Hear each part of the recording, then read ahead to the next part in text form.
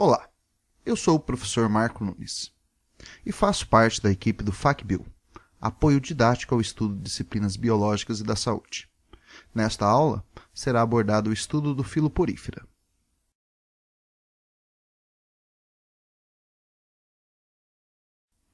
O Filoporífera agrupa cerca de 6.000 espécies aquáticas, principalmente de ambientes marinhos, conhecido como esponjas. Sua forma é variada. Geralmente apresenta uma simetria radial, lembrando algumas vezes a forma de um vaso. Quanto ao tamanho, variam de minúsculas formas de alguns milímetros a exemplares que chegam a medir 2 metros de altura. Todas vivem fixadas a um substrato, sem apresentar nenhuma forma de mobilidade. Por isso são consideradas sésseis, ou seja, imóveis. Dependem de correntes de água que circulam pelo seu corpo para obter alimento e oxigênio e para eliminar suas excretas.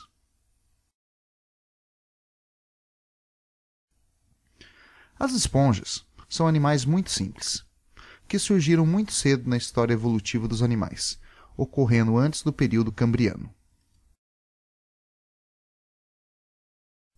Sua provável origem é a partir de protozoários, provavelmente flagelados, que formaram uma massa pluricelular com células que exibiam um certo grau de interdependência, mas nunca chegaram a formar tecidos verdadeiros capazes de formar órgãos e sistemas fisiológicos.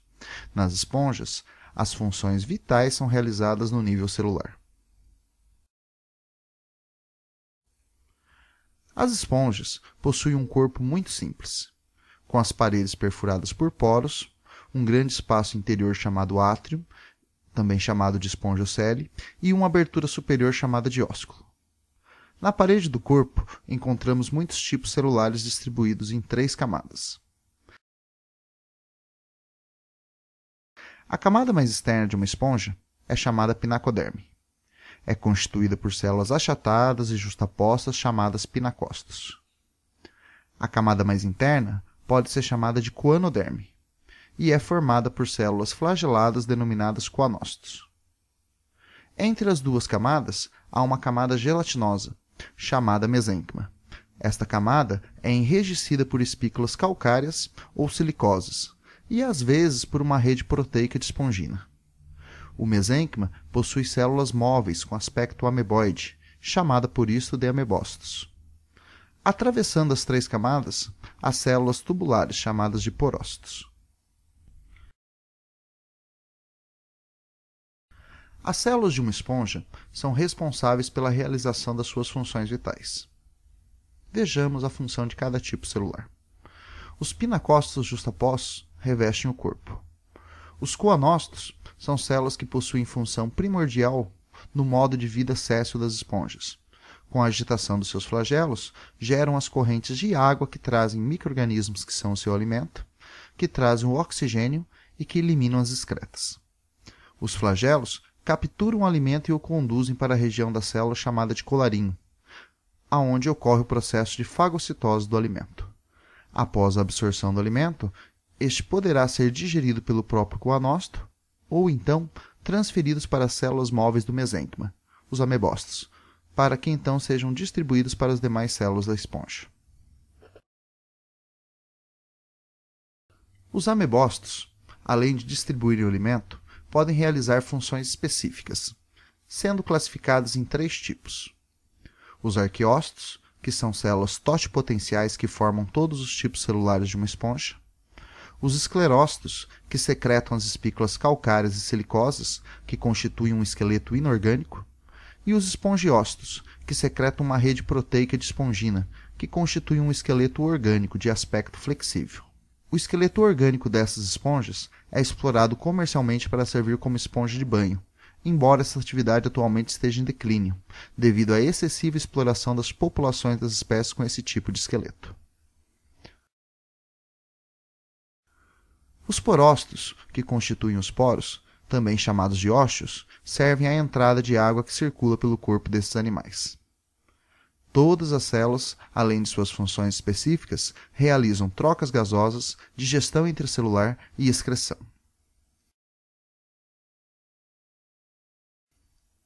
O trajeto da água pelo corpo das esponjas e a localização do coanócito é variável. Nas esponjas de estrutura mais simples, classificadas como asconoide, a água do ambiente circula por poros, passa pelo átrio e sai pelo ósculo, sendo impulsionada por coanócitos localizados por toda a parede do átrio. Nas esponjas do tipo ciconoide, há na parede do corpo um conjunto de canais. A água do ambiente segue pelos poros dérmicos, passa pelo canal inalante, por uma pequena abertura chamada de prosópila e passa pelo canal exalante, também chamado de canal radial, e em seguida passa pela pópila, atinge o átrio e sai pelo ósculo. Nestas esponjas, o coanócito localiza-se na parede dos canais exalantes e o átrio é revestido por pinacócitos. Nas esponjas de estrutura leuconoide, que são as mais complexas, a água ambiental entra pelos poros dérmicos, circula por canais inalantes, passa por câmaras vibráteis e em seguida circula por canais exalantes conectados a diferentes ósculos.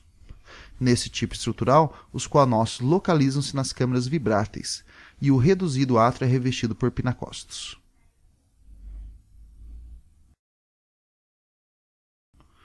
A maioria das esponjas se reproduz de forma assexuada e sexuada. A reprodução assexuada ocorre por brotamento, regeneração e gemulação. O brotamento ocorre sobre o corpo de uma esponja-mãe, aonde surge uma massa de células que se diferenciam em uma nova esponja. Se permanecerem unidas, formará uma colônia. A regeneração constitui um processo reprodutivo, quando o corpo de uma esponja é fragmentado e cada fragmento dá origem a uma nova esponja. A alta capacidade regenerativa das esponjas é um reflexo da sua simplicidade e da pequena interdependência de suas células. A gemulação é uma reprodução assexuada que ocorre principalmente em esponjas de água doce, que sob estresse ambiental formam no mesênquima uma estrutura de parede reforçada por espículas, chamada gêmula. A gêmula protege em seu interior arqueócitos. Quando a esponja morre, as gêmulas conseguem proteger os arqueócitos em um estado de dormência, durante longos períodos de congelamento ou seca, liberando-os quando as condições ambientais tornarem-se favoráveis. Os arqueócitos liberados por uma abertura chamada micrópila serão capazes de formar novas esponjas. Quanto à reprodução sexuada, as esponjas geralmente são capazes de produzir espermatozoides e óvulos no mesmo corpo, a partir da diferenciação de coanócitos ou de arqueócitos, mas em momentos diferentes. O espermatozoide liberado no ambiente penetra no corpo de uma esponja e fecunda o óvulo, iniciando a partir do zigoto a formação de um embrião. Nos primeiros estágios embrionários, o embrião é nutrido pela esponja-mãe e só depois parido na forma de uma larva ciliada chamada anfiblástula. Após um breve tempo, a larva fixa a um substrato e adquire a forma de uma esponja adulta.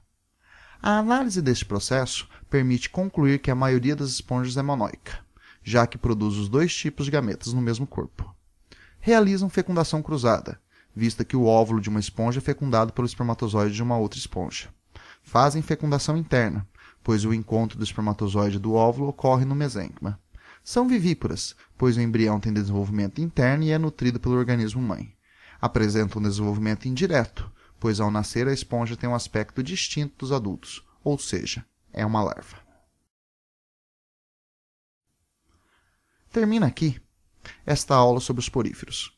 Recomendo que durante a sua preparação para as provas ou para o vestibular, você assista novamente esta aula para fixar bem esse conteúdo e faça os exercícios e também interaja com outras atividades sobre este assunto. Um abraço a todos.